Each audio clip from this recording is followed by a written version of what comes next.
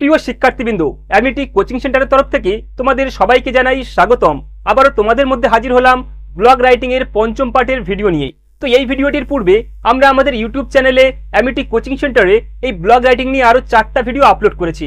তো আজকের ভিডিওটি ওই ভিডিওগুলোর পঞ্চম পার্ট। তাই এখনো যদি তোমরা আমাদের পূর্ববর্তী ব্লগ রাইটিং এর ভিডিওগুলো না দেখে থাকো, তাহলে অবশ্যই রিকমেন্ড করব তোমরা ওই ভিডিওগুলো আগে দেখে আসো, এবং ওই ভিডিওগুলো দেখার পর যদি তোমরা আজকের ভিডিওটি দেখা শুরু করো, তাহলে এই ভিডিওটি তোমাদের জন্য বুঝতে যেমন সহজ হবে তেমনি এফেক্টিভও হবে। তাই অবশ্যই ভিডিওগুলো দেখে তারপর এই ভিডিওটি দেখা শুরু করো। এবং সেই একই সঙ্গে তোমাদের বলে রাখবো, সম্পূর্ণ ইউটিউবের মধ্যে শুধুমাত্র আমরাই সম্পূর্ণ ফ্রিতে ইমেল এবং ব্লগ এই দুটো পার্ট নিয়ে পাঁচটা করে ভিডিওর মাধ্যমে তোমাদের ক্লিয়ারলি বোঝানোর চেষ্টা করেছি, যা কোনো চ্যানেলই তোমাদের এখনো পর্যন্ত বোঝায়নি। তো আজকের ভিডিওতে আমরা আরো একটি ইম্পর্টেন্ট কোশ্চেন নিয়ে আলোচনা করতে চলেছি। তো কি সেই প্রশ্ন, কি বলা হচ্ছে এখানে? বলছে রাইট এ ব্লগ, মানে একটা ব্লগ লেখো উইথিন 75 ওয়ার্ডস, মানে 75 শব্দের আশেপাশে। কি নিয়ে? বলছে ওয়ান অ্যাডভান্টেজেস, মানে অ্যাডভান্টেজ নিয়ে বা সুবিধা নিয়ে, অ্যান্ড ডিসঅ্যাডভান্টেজেস, এবং একই সঙ্গে অসুবিধা নিয়ে। কিসের? বলছে of artificial intelligence or AI, অর্থাৎ আর্টিফিশিয়াল ইন্টেলিজেন্স বা এআই বা কৃত্রিম বুদ্ধিমত্তা এর সুবিধা এবং অসুবিধা নিয়ে একটি ব্লগ লেখো। তো এই ভিডিওটি তোমাদের আপকামিং সেমিস্টার 4-এর জন্য অনেক বেশি গুরুত্বপূর্ণ। তাই তোমাদেরকে বলবো অবশ্যই ভিডিওটি একেবারে শেষ পর্যন্ত দেখো, তাহলে তোমরা বুঝতে পারবে একটা প্রফেশনাল ব্লগ রাইটিং এর এক্সাম্পল কেমন হয় বা কেমন করে লিখলেই তুমি তোমার পরীক্ষার সম্পূর্ণ নাম্বার পাবে। চলো দেখে নেই। তো বোর্ডের উপর এখন তোমরা যে স্ট্রাকচার বা ফরম্যাটটাকে দেখতে পাচ্ছ, এটাই হচ্ছে সেই এআই বা আর্টিফিশিয়াল ইন্টেলিজেন্সের অ্যাডভান্টেজ এবং ডিসঅ্যাডভান্টেজ নিয়ে লেখা ব্লগ রাইটিং। তোমরা হয়তো অনেকেই জানো আমাদের একটা পার্মানেন্ট স্ট্রাকচার বা প্যাটার্ন রয়েছে, যেটাকে আমরা কি করি, প্রত্যেকটা ব্লগ রাইটিং এর ক্ষেত্রে ইউজ করি। তো এখানে তার ব্যতিক্রম কিছুই হয়নি, সবকিছু ঠিক আগের মতো। যদি একটু খেয়াল করে দেখতে পাবে, সেই বাম দিকের উপরে ছোট বক্সে সেই ফরওয়ার্ড, সেই ব্যাকএড এবং সেই রিপিট বটন তিনটেই রয়েছে। এবং তার পাশে কি আছে না, সে আমাদের যে চিরপরিচিত যে আমাদের ওয়েবসাইট, সেই ওয়েবসাইটের নামও আছে। এবং ডান দিকে গেলে আবার সেই সার্চের বটন, এবং বাম দিকে কি, সেই প্রাইভেসি, সেই কন্টেন্ট, সেই অ্যাবাউট। এখানে কোনো রকম কোনো পরিবর্তন আমরা করিনি। আবার নিচের দিকে কি, সেই একদিকে লাইক, অন্যদিকে হচ্ছে শেয়ার, আর মাঝখানে রেখে দিয়েছি কমেন্ট। তো তোমরা বুঝতেই পারছো আমরা এর পূর্ববর্তী যে ভিডিওগুলো দিয়েছিলাম, সেখানে যে ফরম্যাটটা ইউজ করেছিলাম সবকিছু ঠিক সেম। এখানে কোনো রকমের কোনো পরিবর্তন নেই বা কোনো চেঞ্জেস নেই। তোমাদেরকে আগেই বলেছি, এই যে ফরম্যাটটা না, এটা আমাদের অ্যামিটি কোচিং সেন্টারের নিজেদের বানানো একটি ফরম্যাট, কোথাও থেকে কপি করা নেই। তাই তুমি চাইলেই এটাকে একদম চোখ বন্ধ করে তোমার পরীক্ষার খাতায় লিখে আসতে পারো। তো তোমার পরীক্ষায় যে নাম্বারটা দেওয়া হবে না, যে 5 মার্কস যে ইমেল রাইটিং বা ব্লগ রাইটিং এর উপর থেকে দেওয়া হবে, এটা কিন্তু এই ফরম্যাটের জন্য দেওয়া হবে না। কোথায় জন্য দেওয়া হবে? সেটা দেওয়া হবে এই মাঝখানে এই মিডল পার্টটার জন্য। তাই অবশ্যই এই চারদিকে সময় নষ্ট করার থেকে বা এই মাঝখানের যে লেখাগুলো, এটা কতটা সুন্দর করে লিখলে বা কতটা ভালো করে লিখলে বা এর মধ্যে কি লিখলে, এটাই তোমাকে বেশি দেখা উচিত বা এটার দিকে নজর দেওয়া উচিত।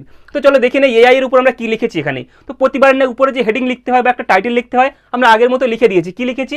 যে advantages and disadvantages of AI. তো সুবিধা এবং অসুবিধা এআই এর দেওয়ার পরে কি করেছি, সেই মাঝখান সোজা নিচের দিকে লিখেছি বাই, এবং দেওয়ার পরে দেখো একটা শূন্যস্থান আছে, অবশ্যই তোমরা নিজেদের নামটাকে ওখানে লিখে দেবে। তো চলো এবার দেখে নেই এর যে মেন পার্ট বা মাঝখানের যে অংশটা, এখানে কি লেখা আছে। তো শুরু করা হচ্ছে কি দিয়ে? বলছে আর্টিফিশিয়াল ইন্টেলিজেন্স আর AI is one of the most important invention of modern technology. তো এর অর্থ কি? বলছে আর্টিফিশিয়াল ইন্টেলিজেন্স। আর্টিফিশিয়াল ইন্টেলিজেন্সের মানে তোমরা সকলেই জানো, তার মানে হচ্ছে কৃত্রিম বুদ্ধিমত্তা বা এআই। এটা কি? বলছে is one of the most important, এটা অনেক বেশি একটা গুরুত্বপূর্ণ। কি বলছে? ইনভেনশন মানে একটা আবিষ্কার। কার?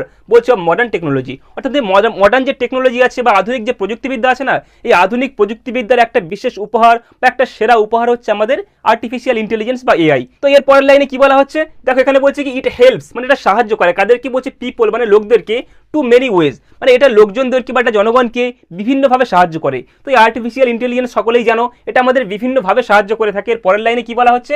বলছে এআই সেভস টাইম। এআই মানে আর্টিফিশিয়াল ইন্টেলিজেন্স সেভস টাইম, মানে সময়কে বাঁচায়। সকলেই জানো আমরা যে কোনো নোটস বানানো থেকে শুরু করে আমাদের যে কোনো ছোটোখাটো কাজ আমরা কি করতে পারি, এআই সাহায্য নিয়ে একবারে একদম খুব কম সময়ের মধ্যে করতে পারি। তো এখানে কি বলছে যে এআই সেভস টাইম, মানে এআই কি করে? সেভস টাইম মানে কি? সময়কে বাঁচায়। আর কি করে? বলছে ওয়ার্কস ফাস্টার, মানে দ্রুত কাজ করে। সঙ্গে কি করে? বলছে এন্ড, মানে এবং রিডিউসেস, মানে রিডিউস করে, মানে কমিয়ে দেয় কোনগুলোকে?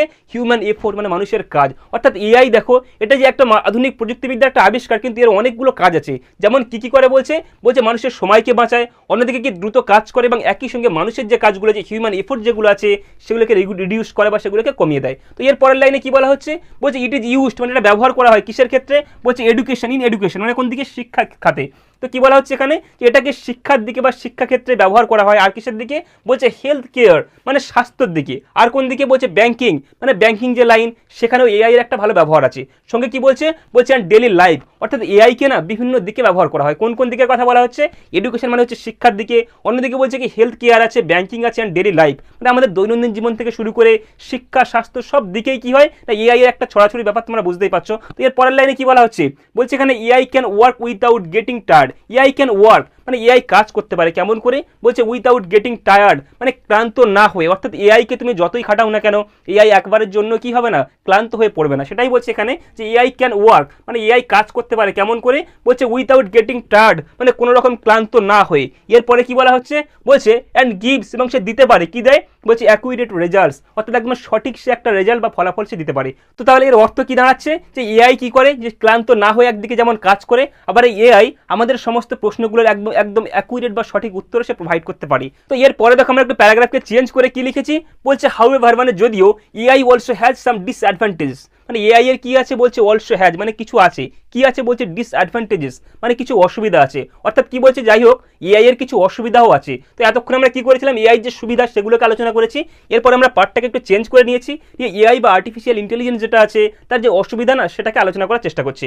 তো বলছে কি যে হাউএভার যদিও AI also has some disadvantages মানে এআই এর কি আছে এআই এর কিছু অসুবিধাও আছে। কোন সেই অসুবিধাগুলো বলছে কি ইট মে রিডিউস ইট মেটা কি করতে পারে রিডিউস করতে পারে মানে কমিয়ে ফেলতে পারে কোনগুলো কি বলছে জব অপরচুনিটিস মানে জবের যে সুবিধা অর্থাৎ এটা একটা চাকরির যে সুবিধাগুলোকে না এটা কমিয়ে ফেলতে পারে কেমন করে। ধরো এই ব্যাংকিং যে সিস্টেমটা আছে না যেখানে এআই ব্যবহার করা হয় এখানে কি করতো ব্যাংক আগে বিভিন্ন রকমের কর্মচারীকে তারা নিয়োগ করে রাখতো হিসাব নিকাশ বিভিন্ন ক্ষেত্রে কাজে লাগানোর জন্য, বাট এখন কি হয় ওই মানুষের যে কাজগুলো না সেগুলো এখন এআই একদম চোখের পলকে একটু অতিরিক্ত কম সময়ের মধ্যে করে দিতে পারছে। তাই কি হচ্ছে ওই যে জায়গাগুলো যেগুলো মানুষ কাজ করতো সেই যে চাকরি যে ব্যাপারগুলো সেগুলো সেই জায়গা থেকে চাকরি হারা হয়ে যাচ্ছে। তাই এখানে কি বলা হচ্ছে যে ইট মে রিডিউস এটা কমিয়ে ফেলতে পারে কোনটাকে বলছে জব অপরচুনিটিস মানে কি চাকরির যে সুবিধাগুলো এটাকে। আর সঙ্গে কি বলছে অ্যান্ড মেক এবং মেক মানে বানায় কাদের কি বলছে পিপল মানে লোকজনদেরকে কিসের উপরে বলছে ডিপেন্ড অন মেশিনস মানে এআই একদিকে যেমন মানুষের চাকরিকে হারিয়ে ফেলতে পারে অন্যদিকে মানুষকে না এই মেশিন নির্ভর করে দিতে পারে। সকলে জানে এআই এর জামানা এসে না আমরা কি আমাদের যখন কোনো জিনিস কিছু জিজ্ঞাসা করা হয় আমরা তখন আগে ভরসা করি কার উপর না এআই এর উপর,